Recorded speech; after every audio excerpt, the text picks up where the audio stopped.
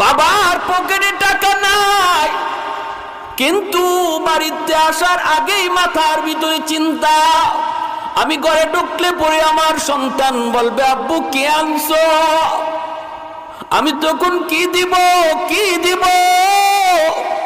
এই চিন্তা করে কত বাবা মানুষের কাছ থেকে ধার করে ঋণ করে করে তোমার আমার জন্য কিছু নিয়ে আসছি। আল্লাহ পাক রব্বুল আলামিন বলেন, তুমি যখন আমি আল্লাহর কাছে বাপ মার জন্য দোয়া চাইবা তখন আমাকে ইয়াদ করায় দিও, আমাকে বইল মালিক শিশুকালে আমার আম্মা আমার আব্বা যেইভাবে আমাকে মায়া করছেন, আল্লাহ কবরেও তুমি ওইভাবে মায়া কইর, আমাকে ইয়াদ করে দিও, আমাকে ইয়াদ করে দিও। আমি আল্লাহ তুই ইয়াদ আছি, আমি শুনতে চাই তোমার মুখ থেকে কথা। এজন্য আল্লাহ নবী রহমতের নবী বলেন, এ দুনিয়ার সন্তানের দল, বাবাকে চোখে দেখি নাই, মার খেদমত করার সুযোগ পাই নাই। সাহাবায়ে কেরামদেরকে নিয়ে জিরানা নামক জায়গার ভিতরে নবীজি বসা, হঠাৎ করে সাহাবায়ে কেরাম দেখেন আমার আপনার নবী দৌড় শুরু করলেন। টাকা দেখেন একজন বৃদ্ধা মহিলা লাঠিতে বর দিয়া মায়ের নবীর দিকে আসে, আর ওই মহিলাকে আগায়া আনার জন্য রহমতের নবী দু জাহানের সর্দার, যিনি কারো সম্মানে দাঁড়ান না তার সম্মানে সবাই দাঁড়ায় যায়, সেই নবী বসা থেকে দাঁড়ালেন। শুধু দাঁড়ালেন তা না, ওই বৃদ্ধা মহিলার সম্মানে নবী দৌড় শুরু করে দিলেন। সাহাবায়ে কেরাম পিছনে পিছনে দৌড়ায়। মা গো, ও মা, কষ্ট করে তুমি নবীর দরবারে কেন এসেছো? আমাকে তুমি কেন খবর দিলা না? আমাকে যদি তুমি খবর দিতা, দু জাহানের সর্দার তোমার পায়ের নিচে হাজির হয়ে যাইত। কেন এসেছো? এই বইলা রহমতের চাদর, নবীর গায়ে জড়ানো চাদর মাটিতে বিছায়া দিলেন, আর বলতেছেন মা, মা তুমি নবুয়তের চাদরে বসে যাও। সাহাবীরা জিজ্ঞেস করে, গো নবী কি তার পরিচয়? কে সেই ভাগ্যমতী নারী, কে সেই নারী গো যেই নারী জুতা সহ নবীর নবুয়তের চাদরে বসে গেল? আল্লাহর নবী রহমতের নবীর চোখ দিয়া পরদর করে পানি পড়ে। নবীজি কান্দেন আর বলেন, সাহাবীরা রে, তোমরা তো শুনেছো তোমাদের নবীর মা নাই বাবা নাই, জন্মের আগে নবী বাবা হারাইছি, বুঝ হওয়ার পর নবী মা হারাইছি, কিন্তু নবীর একজন দুধ মা আছে, নাম জানোনি? সাহাবীরা কই, নবী গো নাম জানি, আপনার দুধ মার নাম হলো হালিমা সাদিয়া। এইবার নবী কইন, শুধু নাম জানো, কোনোদিন দেখো নাই? আজকে ভালো করে নবীর দুধ মারে দেখে নাও, যিনি নবীর নবুয়তি চাদরে বসছেন ইনি হলেন নবীর দুধ মা হালিমা সাদিয়া।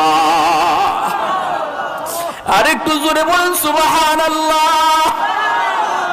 শাফিঈ রোজে জাযা ওয়া খতিবে আম্বিয়া, শাফিঈ রোজে জাযা ওয়া খতিবে আম্বিয়া, সাহিবে হাউজ লিওয়াজিল খুদা রোজে আতীদ, साहिबे असरार उनामों से अकबर बरमला, इल्मे उ अज अव्वलीन आखिरी अंदर मजीद, रहमतुल्लिल आलमी खंदश खुदावंदे करीम, खल्क खुल्क कौल फ़अल हदिय सिमते उ हमीद। अल्लाहु अकबर।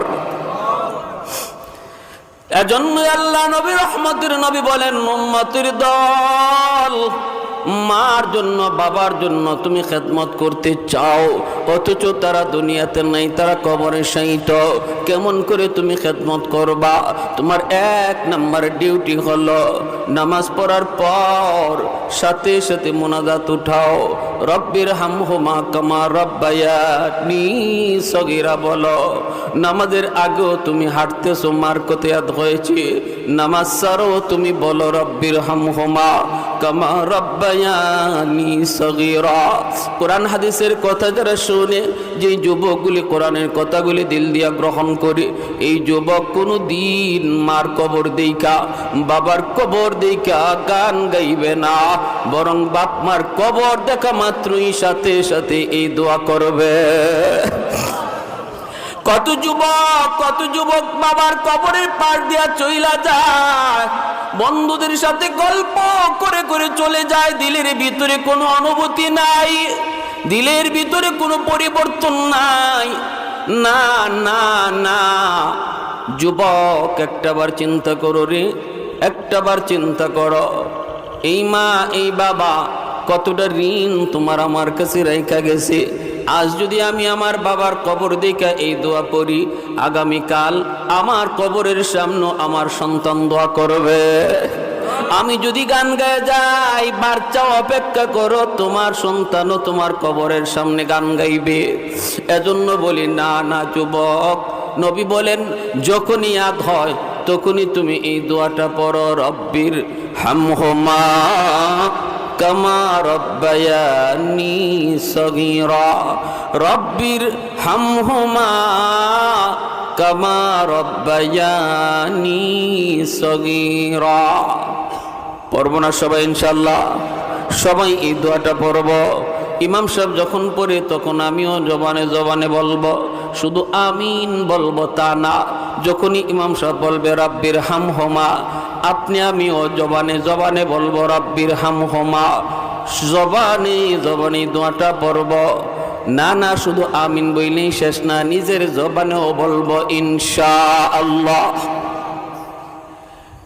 ভাইয়েরা বন্ধুরা, করাচির হযরত হাকিম আক্তার সাহেব রাহিমাহুল্লাহ, আল্লাহর বহুত বড় ওলি, করাচির মসজিদে নামাজ পড়েন। হঠাৎ করে দেখেন একজন যুবক বড় সুন্দর করে নামাজ আদায় করলো, ডান হাত তার কাপড় দিয়ে পেঁচানো। নামাজ শেষ হলে পরে আল্লাহর ওলি যুবককে ডাক দিলেন, যুবক বড় সুন্দর করে নামাজ পড়েছো, কিন্তু তোমার ডান হাত কাপড় দিয়ে পেঁচানো কেন? যুবক বলতেছে, ও আল্লাহর ওলি, এই করুণ ইতিহাস, আমি আমার মায়ের গর্ভে একমাত্র সন্তান, আমার মার সাথে বেয়াদবি করার কারণে আমার হাতের মধ্যে পচন দেখা দিয়েছে, পচন, এই পচন ভালো হয় না। আল্লাহর ওলি বলেন, কেন তুমি কি ডাক্তার দেখাও না? কয়, ভারত পাকিস্তানের সব ডাক্তার দেখানো শেষ, কেউ রোগ ধরতে পারে না। ডাক্তার বলে, আমরা তো বুঝি না কেন তোমার পচন ভালো হয় না, বরং উপরের দিকে উঠে, উপরের দিকে উঠে। আমি বলেছি, ডাক্তার তোমরা আমার রোগ ধরতে পারো না, কিন্তু আমি নিজে আমার রোগ ধরে ফেলেছি। আমার আগুন লাগছে আসমানে, তোমরা পানি দিতেছো জমিনে, এই আগুন কোনো দিন নিভবে না। মার সাথে বেয়াদবি করেছি, মার সাথে বেয়াদবি করেছি, বউয়ের কোথায় মার গায়ে হাত উঠায় ফেলছি, নাউজুবিল্লাহ। যেই মাত্র মার গায়ে হাত উঠেছি, মা হাও মাও করে কান্না করে আর করে, বাবা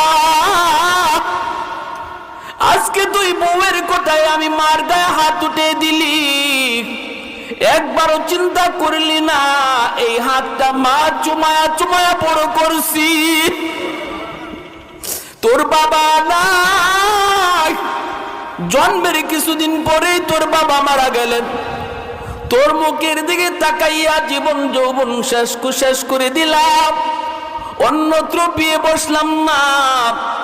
আজকে তুই তোর বউয়ের কথায় আমি মার গায়ে বুঝে তুই হাত উঠে দিলি, তাহলে ঠিক আছে, আল্লাহ যেন তোর এই হাত পছায়া দেয়, নাউজুবিল্লাহ। তুই যেন আমার জানাজার নামাজ পড়তে না পারো। যুবক বলতেছে, ও আল্লাহর ওলি, মা এই পদ্ম দেওয়া মাত্রই আমি টের পাইছি আমার পায়ের জমিন কাইপা উঠছে। অফিসে গেলাম, কিছুদিন পরেই মার মৃত্যু সংবাদ। বাড়িতে আসার জন্য রওনা দিলাম, কিন্তু রাস্তায় এত সমস্যা হয়েছে অন্য কোনোদিন হয় না। গ্রামে পৌঁছতে পৌঁছতে মার জানাজা গ্রামবাসী পড়ে ফেলেছে। আমি এসে হাউমাউ করে কান্না করি। মুরব্বীরা কয়, বাবা তোমার জন্য অনেক অপেক্ষা করেছি, মানুষজন আর ধৈর্য ধরে না, এজন্য জানাজা পড়ে ফেলেছি। আমি কান্দি আর বলি, এটা তোমাদের দোষ না, এটা আমার কপালের লিখন গো। মার একটা বদদোয়া ছিল, তুই আমার জানাজার নামাজ যেন পড়তে না পারো। মার এই বদদোয়া কবুল হয়ে গেছি। মার আরেকটা বদদোয়া ছিল, তোর হাত যেন ফইচ্ছা যায়। অল্প দিন পরে আমি দেখলাম ওই হাত, যে হাত আমি মার গায়ে উঠেছি, এই হাতের মধ্যে ফোড়া দেখা দিছি। এই ফোড়া থেকে পচন শুরু হয়ে গেছে। ডাক্তারের কাছে গেলাম, কেউ রোগ ধরতে পারে না, অ্যান্টিবায়োটিক খায়, অ্যান্টিবায়োটিক দেয়, কিন্তু রোগ সারে না, কোনোভাবেই তো রোগ সারে না। আমি তো আমার রোগ ধরে ফেলেছি। আমার হাতের পচনের দুর্গন্ধ এত বেশি। সুন্দরী বউ, যেই বউয়ের কারণে আমি মার গায়ে হাত তুলছিলাম, সেও আমারে সেইরা বাপের বাড়ি চলে গেছে। এলাকার মানুষ আমাকে বাড়ি থেকে বের করে দিয়েছে। আমি এখন রাস্তায় রাস্তায় ঘুরি, মসজিদে মসজিদে কান্না করি আর সেজদা দিই। হাতটা কাপড় দিয়ে পেঁচিয়ে রাখি যাতে মানুষ দুর্গন্ধ না পায়। গো আল্লাহর ওলি, আমার কি আল্লাহর কাছে কোনো মাফ আসেনি? আমি কি কোনো মাফ পাইমনি? মাফ পাইমনি? সমাজে এমন কত যুবক, মার সাথে তুমি বেয়াদবি করতেছ, বাবার সাথে তুমি বেয়াদবি করতেছ।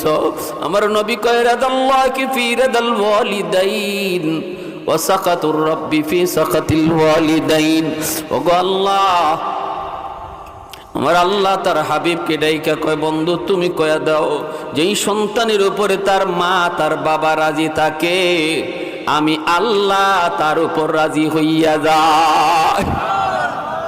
আর যেই সন্তানের উপরে বাপ মা নারাজ, হজ কইরাও আমাকে রাজি করাতে পারবে না, তাহাজ্জুদ পড়াও রাজি করাতে পারবে না, মসজিদ বানায় দিয়েও আমাকে রাজি করাইতে পারবে না, যদি বাপ মা রাজি না থাকে। আর যদি বাপ মা রাজি থাকে, আল্লাহ বলে আমি রাজি হইয়া যাই। এজন্য রে যুবক, কার গায়ে হাত উঠাইতেছো, কার বকা দিতেছো? নবীজি বলেন, মান আসবাহা মুতিআন লিল্লাহি ফি ওয়ালিদাইহি আসবাহা লাহু বাবান মাফতুহান মিনাল জান্নাহ। কোন সন্তান যদি রাতের বেলা মারে বাবারে খুশি কইরা ঘুমায়, মা তার উপর খুশি, বাবা তার উপরে খুশি, ওই অবস্থায় যদি যুবক রাতের বেলা ঘুমায়, নবী বলেন সকাল হওয়া মাত্রই তার জন্য আল্লাহ পাক জান্নাতের দুইটা দরজা খুলে দেন। ফাইন কানা ওয়াহিদান ফাওয়াহিদা।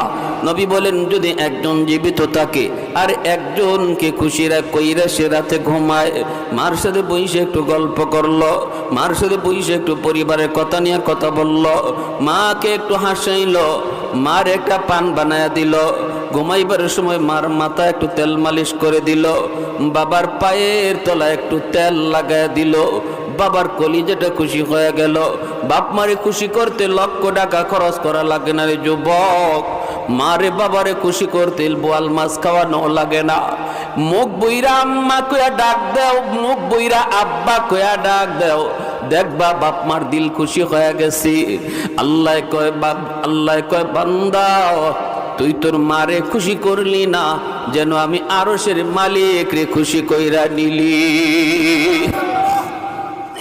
রাতের বেলা মাথা একটু তেল লাগা দিছো, মার বাবার পায়ের তলায় একটু তেল মালিশ কইরা দিছো,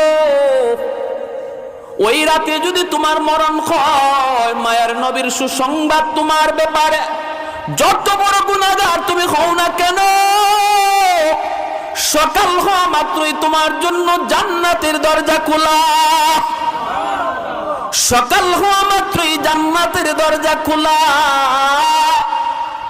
আর একজন যদি জীবিত থাকে, একজনকে খুশি করো, একটা জান্নাতের দরজা তোমার জন্য খোলা। এরপরে নবী বলেন আমান আসবাহা আসিয়ান লিল্লাহি ফি ওয়ালিদাইহি আসবাহা লাহু বাবান মাফতুহান মিনান নার।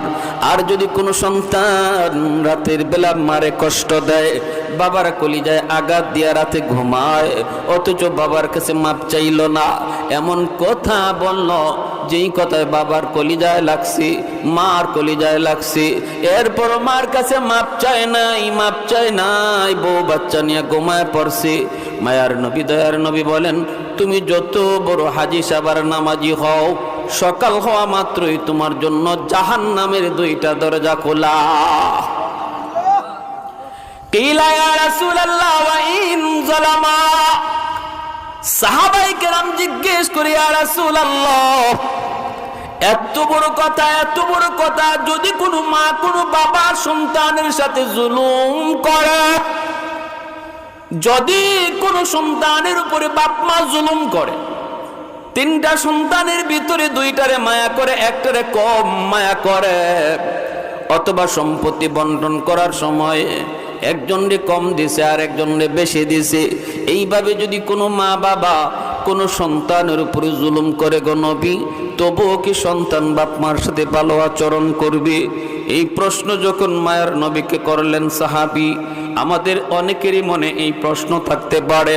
আমাকে অনেকে ফোন দিয়ে এই কথাটা জিজ্ঞেস করে, হুজুর বাবা তো আমাকে ঠগাইছে, ভাইরে ভালো ভালো জমি দিছে, আমাকে জমি ভালো দেয় নাই, ভাইয়ের সন্তানকে বেশি আদর করে, আমার সন্তানরে কম মায়া করে, এইভাবে দুই চোখে দেখে, তবুও কি আমি মারে খাওয়াবো, তবুও কি আমি বাবারে খাওয়াবো?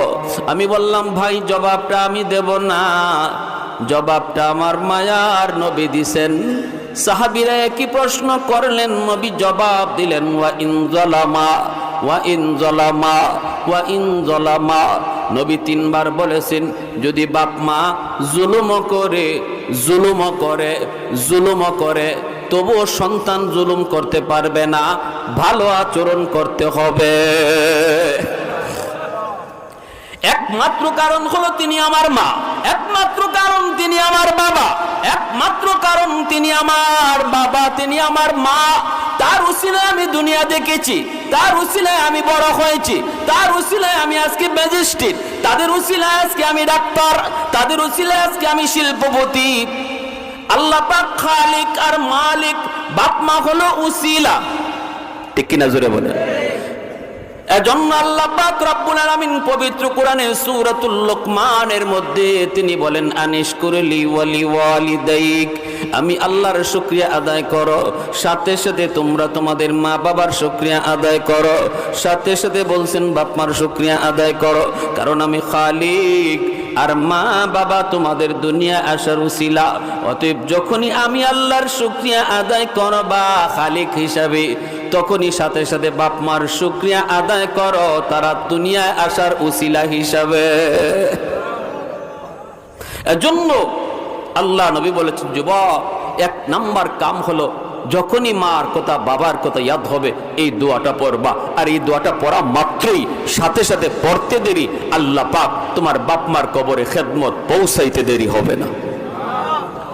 দুই নম্বরে নবী বলেন, ওয়াল ইস্তিগফারু লাহুমা, মার জন্য বাবার জন্য তুমি সাধ্যমতো দান করো, সদকা করো, মসজিদ মাদ্রাসায় দান করো, অভাবী মানুষকে দান করো। মার আত্মীয় অভাবী, বাবার আত্মীয় অভাবী, অভাবী মানুষকে তুমি দান করো। যখনই তাদের নামে তুমি দান সদকা করবা, সাথে সাথে আল্লাহ পাক তোমার মা বাবার কবরে তোমার খেদমত পৌঁছে দিবে। তিন নম্বরে নবী বলেন, ইনফাযু আহদিহিমা মিন বাদিহিমা, মা বাবার যদি কোনো মানুষে যদি তোমার মার কাছে বাবার কাছে কোনো পাওনা থাকে, কারো ঋণ লইয়া যদি মা কবরে যায় থাকে, বাবা কবরে যায় থাকে, নবী বলেন তিন নম্বর হলো বাবার ঋণ পরিশোধ করো।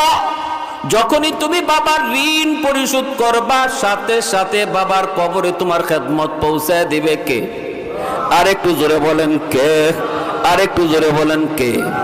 বাবার ঋণ তুমি পরিশোধ করবা, পৌঁছে দিবে আল্লাহ তোমার খেদমত। ভাইরা বন্ধুরা, প্রতিবেশীর হক নষ্ট করেছে তোমার বাবা।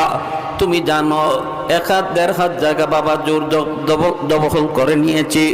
তোমার বাবার গায়ে শক্তি ছিল, তারপর পরিবারও বড় ছিল, গোষ্ঠীও বড় ছিল, এজন্য জমি দখল করেছে। তুমি জানো যদি আজকে তুমি বাবার কবরে খেদমত পৌঁছাইতে চাও, গরু জবাই করে জিয়াফত পরে করো, আগে ওই 1 হাত জায়গা ফেরত দিয়া দাও, সাথে সাথে আল্লাহ পাক বাবার কবরে খেদমত পৌঁছে দিবে। তোমার ফুফুদের পূর্ণ হক নষ্ট করেছে, তোমার আব্বা তোমার ফুফুদের হক দেয় নাই তোমার প্রতি দরদি হইয়া, তোমার প্রতি দরদি হইয়া সন্তানের ভবিষ্যতের কথা চিন্তা কইরা। বোনদের হক অনেক ভাইয়েরাই নষ্ট করে, বোনের জমি দেয় না, অথচ বোনের যে অংশ আছে অংশটা ধার্য করেছেন কে? আরেকটু জোরে বলেন কে? খালি জমি জমা না বাড়িও? আসতে মাতেন দি আপনাদের সমাজে এই কথার প্রচলন আছে নাকি? কয় বাড়িও লই দিবি, বাড়ির অংশ লয়ে দিবি। যত ব্যক্তিতে বাপের বাড়ি থেকে বাড়ির অংশ নিছে, সাথে সাথে বাপের কবর ফাইটে গেছে। নাউজুবিল্লাহ, জোরে কর। ডর লাগায়, বন্ডে ডর লাগায়। আবার কয় বাড়ির অংশটা লয়ে যাইবি, বেড়াইতে আইবি না? তো বেড়াইতে আইবি না, ভাইয়ের বাড়িতে বেড়াইতে আইবি না, সব লইয়া গেলে বেড়াইবি কই? তাহলে বোঝা যায় বেড়ানি যাইতে হইলে আগে জমি রাখা লাগে। এখন যদি জিজ্ঞেস করে কেউ যে তুমি যে তোমার শালির বাড়িতে বেড়াইতে যাও, তুমি যে তোমার সমন্দির বাড়িতে বেড়াইতে যাও, এখানে কয়েকের জায়গা আগে জমা রাখছো? বোনের ব্যাপারে যে বলো যে তুই ভাইয়ের কাছ থেকে সব সম্পদ যদি লইয়া যাস তাহলে বেড়াইতে আইবি না। তুমি যে অন্যত্র বেড়াইতে যাও অথবা বোনের বাড়িতেও যাও, মাঝে মাঝে যাও, বোনের ওখানে তুমি কয়েকের জমি রাখছো? কথা ঠিক কিনা ধরে বলেন? এই ধরনের ধোঁকাবাজি কথা বইলা যারা বোনের হক দিচ্ছেন না বা দেয় না, মনে রাখবা তুমি যত বড় হাজি হও, যত বড় গাজী হও, কবরে যাওয়া মাত্রই আগুন শুরু হইছে। আর এই আগুন নিবানোর একমাত্র পথ, তার সন্তান যদি চায় যে বাবার কবরে আগুন নিবাই, যদি সন্তানটারে দিন শিখায় থাকো, সন্তানের অন্তরে আল্লাহর ভয় ঢুকায় যাও, যদি সন্তানরে আল্লাহর পরিচয় শিখায় যাও, আখিরাতের ফিকির তার অন্তরে ঢুকায় দাও, তাহলেই শুধু বাঁচার একমাত্র পথ। এই সন্তান যদি মনে করে আল্লাহ আমার আব্বার কবরে আগুন নিবানো দরকার, সেই শুধু পারে এই অংশটা ফেরত দিবে, ফুফুদেরকে ডাকবে, ফুফু না থাকলে ফুফাতো ভাই বোনরা ডাকবে, ডাককে বলবে তোমাদের যে অংশটা আছে পুরাপুরি লইয়া যাও, পুরাপুরি দিয়া দিবে। যদি তোমার চাচারে ঠকায়া থাকে, চাচারে ডাকো, ডাককে নাইলে চাচাতো ভাই বোনরে ডাকো, ডাককে তাদের অংশটা তাদেরকে বোঝাও। যেদিন বুঝাইবা, যেদিন ফেরত দিবা, ওই দিনই বাবার কবরের আগুন নিববে। কথাটা শক্ত হয়ে গেছে কি ভাই? অসুবিধা হইতেছে আপনাদের? এর আগে 10টা গরু জবাই করে জিয়াফত করলেও কবরের আগুন নিববে না, কবরের আগুন নিববে না। আরেকজনের হক নষ্ট কইরা তুমি কবরে যাবা, আর এই হক ফেরত না দিয়া তোমার সন্তান 10টা গরু জবাই কইরা জিয়াফত করছে, লাভ নাই।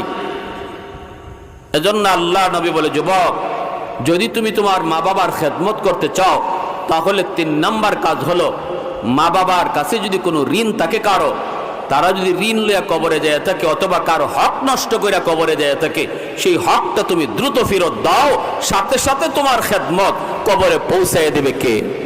আল্লাহ। কি ভাই অসুবিধা হইতেছে? কথাগুলা জানার দরকার আছে না নাই? আছে। 4 নম্বর আল্লাহর নবী বলেন সিলাতুর রাহমিল্লাতি লা তুসালু ইল্লা বিহিমা। আল্লাহর নবী রহমতের নবী বলেন, যুবক 4 নাম্বার হলো তোমার মার যাদের আত্মীয় স্বজন আছে, মা দুনিয়ায় নাই কিন্তু মার আত্মীয় স্বজন এখনো দুনিয়ায় আছে। যেমন মামা মায়ের আত্মীয়, খালা মামার মায়ের আত্মীয়, নানা মায়ের আত্মীয়, নানি হলো মায়ের আত্মীয়, খালা তো ভাই বোন মায়ের আত্মীয়, মামা তো ভাই বোন তোমার মায়ের আত্মীয়। মাছকে কবরে যদি তুমি মায়ের কবরের আগুন নিবাইতে চাও অথবা কবরে খেদমত পৌঁছাইতে চাও, নবী বলেন তাদের রক্তের মানুষের সাথে সুসম্পর্ক রাখো। মামা তো ভাই বোনকে ডাকো, খালাতো ভাই বোনকে ডাকো, ওদের বিপদে তুমি পাশে যায় দাঁড়াও। যখনই তুমি একটা ফোন দিয়ে কইবা কি রে ভাই কেমন আছো, কেমন আছো, নবী বলেন যেন তুমি কবরে ফোন লাগাইছ। মার কবরে তোমার ফোন লাগাই দিবে আল্লাহ। তুমি ফোন দিছো মায়ের রক্তের মানুষ কেমন আছে, কিন্তু আজকে আমাদের চিত্র হলো এমন, নিজের মানুষ পর হয়ে যায়, পর আপন হয়ে যায়। ঠিক কিনা জোরে কোন? আজকে পর আপন হয়ে যায়, আপন পর হয়ে যায়। মামা চিকিৎসার অভাবে মারা যায়, বাগনা খবর নেয় না। মার নামে গরু জবাই করে, কিন্তু মামা অসুস্থ। হাদিস জানি না, আমার নবীর কথা জানি না, বিদায় আমরা বুঝি না, আমল করি না। মায়ার নবী দয়ার নবী বলেন যে যুবক, একজন যুবক আমার নবীর সামনে শুধু দাঁড়ানো, আর রহমতের নবী সরওয়ারে দু জাহান তিনি ওয়াজ করেন। বক্তা হলেন একজন, শ্রোতা হলেন একজন। নবী 4 নম্বরে বলেন বাবা তোমার দুনিয়াতে আজকে জীবিত নাই, কিন্তু বাবার আত্মীয় স্বজন দুনিয়ায় আছে, দাদা আছে, দাদি আছে, চাচা আছে, চাচি আছে, ফুফু আছে, ফুফা আছে, ফুফাতো ভাই বোন, এরা হলো তোমার বাবার রক্তের মানুষ। এরে যুবক, যদি বাবার কবরে তুমি খেদমত পাঠাইতে চাও, বাবার রক্তের মানুষগুলির খবর নেও, এদের সুখে দুঃখে তুমি পাশে থাকো, সাথে সাথে আল্লাহ পাক তোমার খেদমত বাবার কবরে পৌঁছায় দিবে কে? আমরা সপ্তাহে অন্তত একবার ফোন করতে পারি। আরে ভাই ফোন দিলেই যে টাকা দেওয়া লাগবে তা তো না, ঠিক না? মাসকে মাস চলে যায়, ভাতিজা চাচার খবর নেয় না,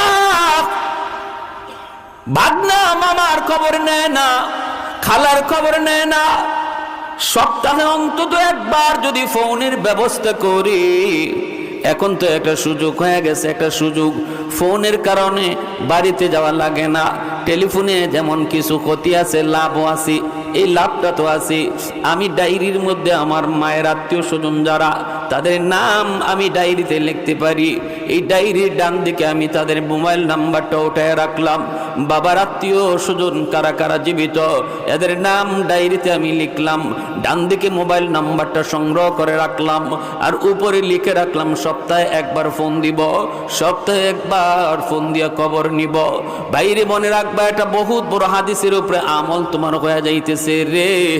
যখনই বাবার আত্মীয় চাচারে তুমি ফোন দিলা, নবী কয় যেন বাবার কবরেই তুমি ফোন লাগাইছ। ভাইরে কত সুন্দর আমল নবী বুঝা দিতেছেন যুবককে। আজকে আমাদের জানা প্রয়োজন। আজকে আপনারা যারা গ্রামবাসী এত সুন্দর মাহফিলের আয়োজন করেছেন আপনাদের মধ্যেখানে রুহের মাগফিরাতের জন্য, কি করবেন তাদের জন্য, করণীয় কি, কথাগুলো একটু মনোযোগ দিয়ে শুনেন।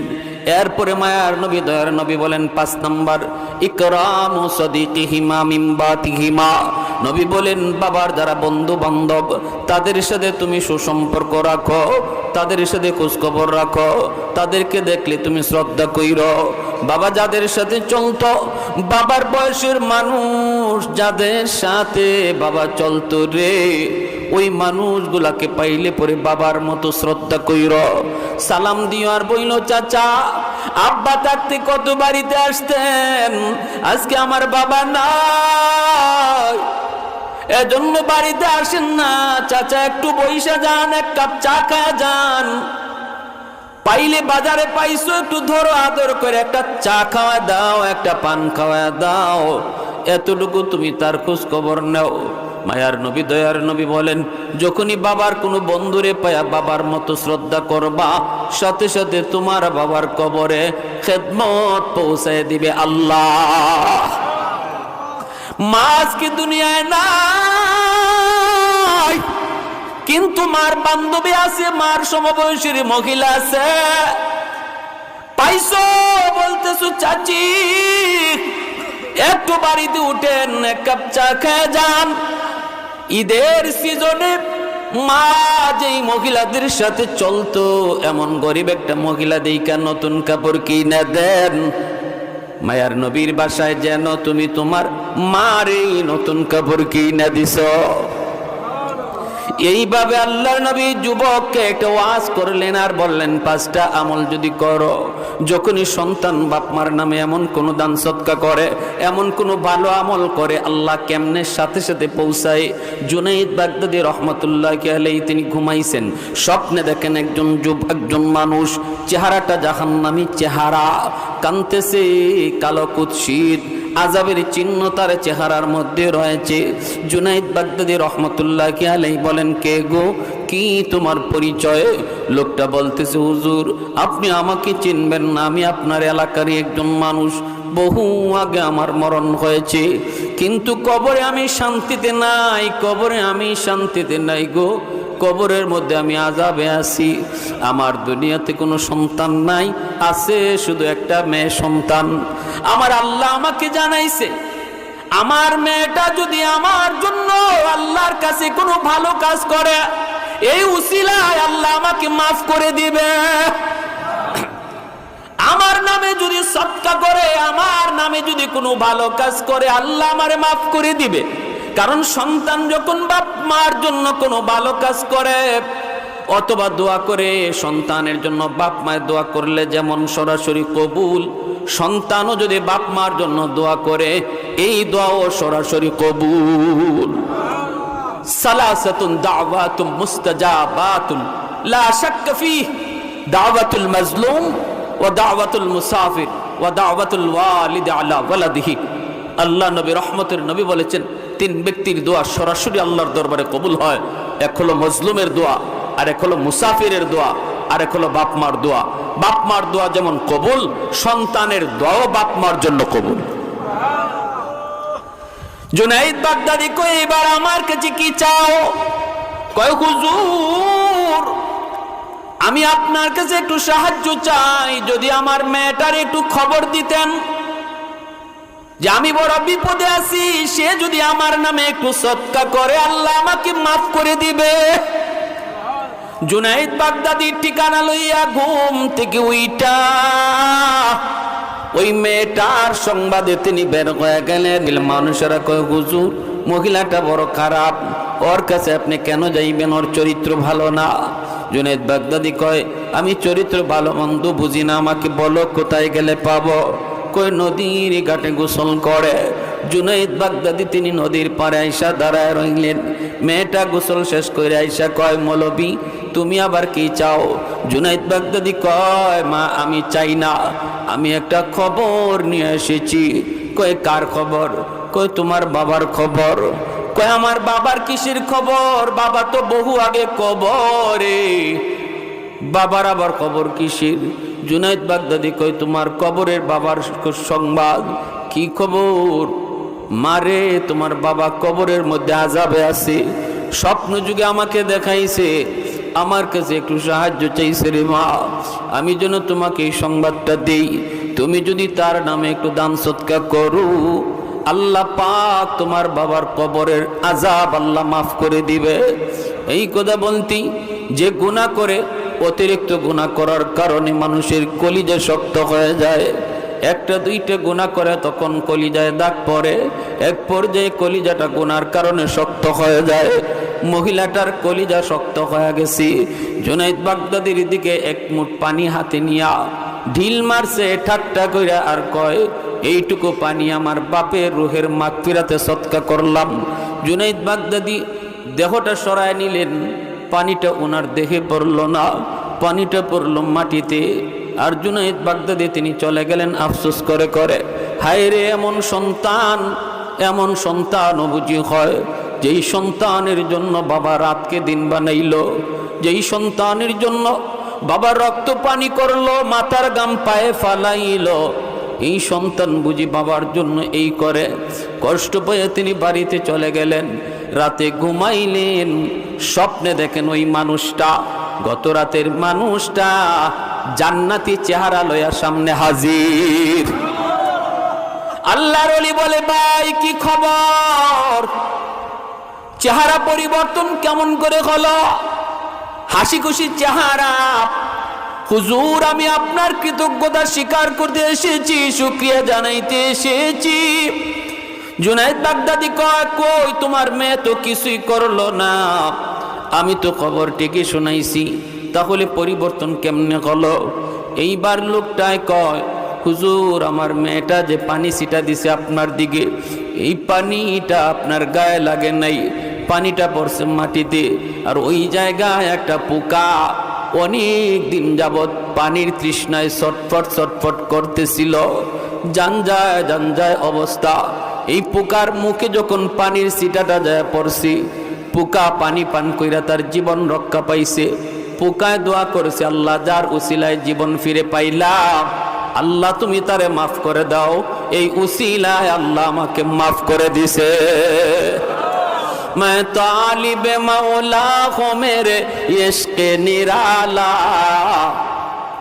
मैं तालिब मौला हूँ मेरे इश्क निराला, है जुमला जहाँ जिनके तजल्ली से उजाला, है जुमला जहाँ जिनके तजल्ली से उजाला, मादर दो जहाँ गैर खुदा यार नदारम, जुज़ याद खुदा ही चेदिगुर कार नदारम, जुज़ याद खुदा ही चेदिगुर कार नदारम।